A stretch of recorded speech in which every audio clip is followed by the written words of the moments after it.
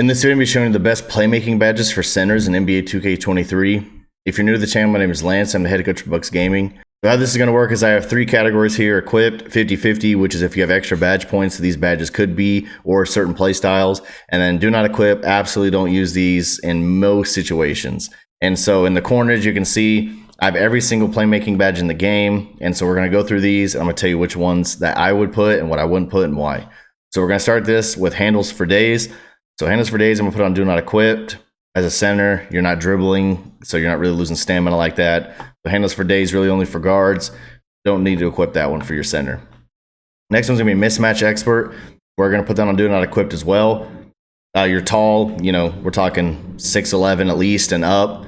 Maybe there are some 6'9" centers, so we'll say 6'9" and up. Most of the people you're going against are going to be the same height as you or shorter than you, and so mismatch expert is not going to activate in order to be used. Killer combos is also going to be on do not equipped. Again, you're not a dribbler, so it's just not anything that you could really put to use at a high level. The next one's going to be unpluckable. So unpluckable, it's tough, but unpluckable is actually at a high tier, and so I want to put it 50-50, but I'm going to put it on do not equipped, only due to another badge that you could add, and we'll talk about that in a second.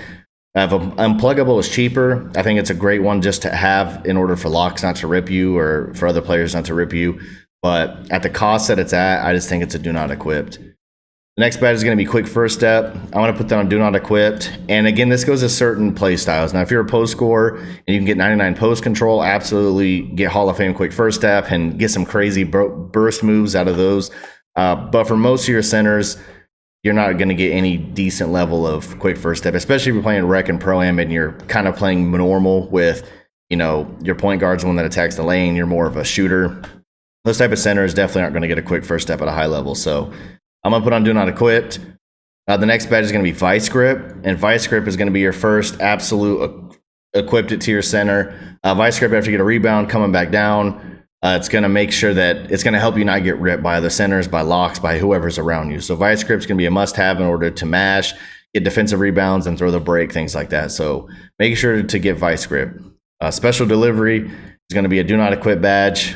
I don't like the idea of throwing flashy passes here and there, just to celebrate, or if you're blowing a team out. But those flashy passes aren't really going to be utilized in a competitive game mode. The next badge we will look at is going to be post Playmaker.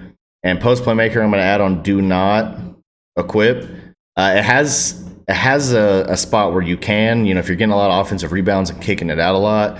But again, now it goes back to what's important and how many playmaking badges do you get as a center. Most centers I see get anywhere from 6 to 10. And so with the badges that you're going to need, post Playmaker, you're just not going to have enough to really utilize.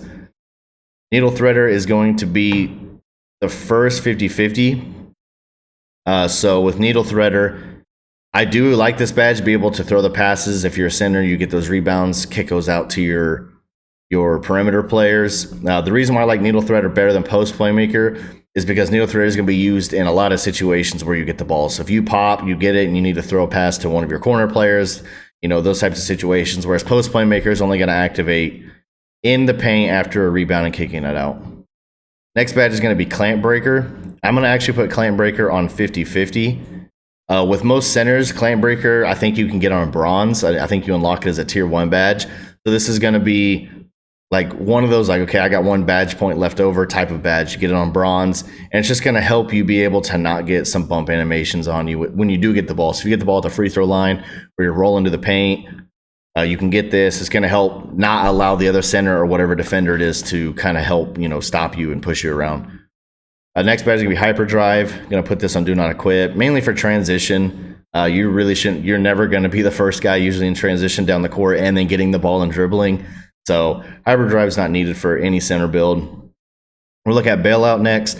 Bailout is an absolute must-equip badge to me, especially if you're a popper. So if you're an inside, maybe not with Bailout because you're going straight up and you're either going to miss it or make it. But if you're a popping big or a big that can shoot, Bailout's a must-have. You take a bad shot or about to take a bad shot, notice the defender actually coming out to contest you or jumping at you, you can get a pass out that's accurate to your player. You're going to be put in a lot of situations, especially if you get into competitive games with like comp players, where Bailout is a must-needed badge in order to get a few fluke plays in.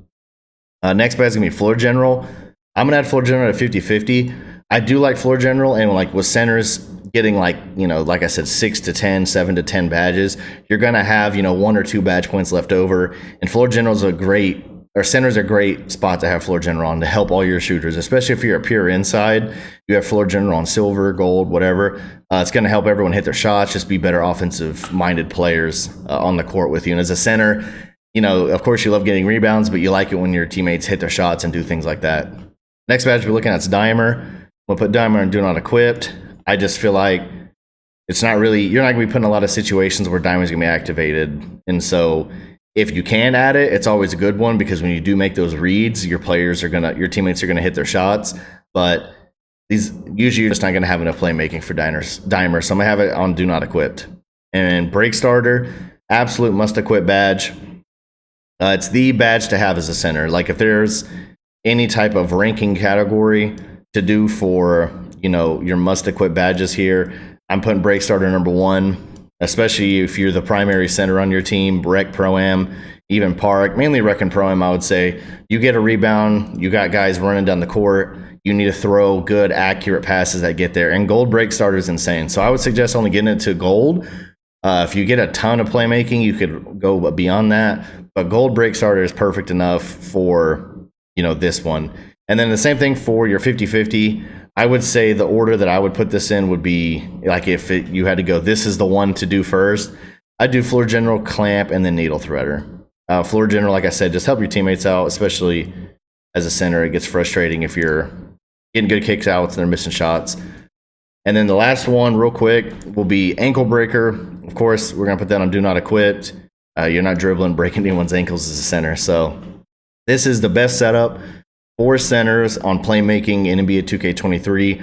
I really feel like this fits most play styles, but again, if you're a center that gets a ton of playmaking, of course some of these can adjust. But if you start with this as a baseline or like a standard for your center, I think you're going to be a great playmaker in NBA 2K23. You have everything that you need to be able to pass the ball, protect the ball, all those types of things. And so that'll be it for this video. Like I said earlier, my name is Lance. I'm the head coach of Bucks Gaming. In the description below, I have a link to my Discord. If you're interested in joining, I post things about the NBA 2K League, tips and tricks around 2K. And if you're interested in playing the game with me, I always look for players in my Discord. So it's in the description below.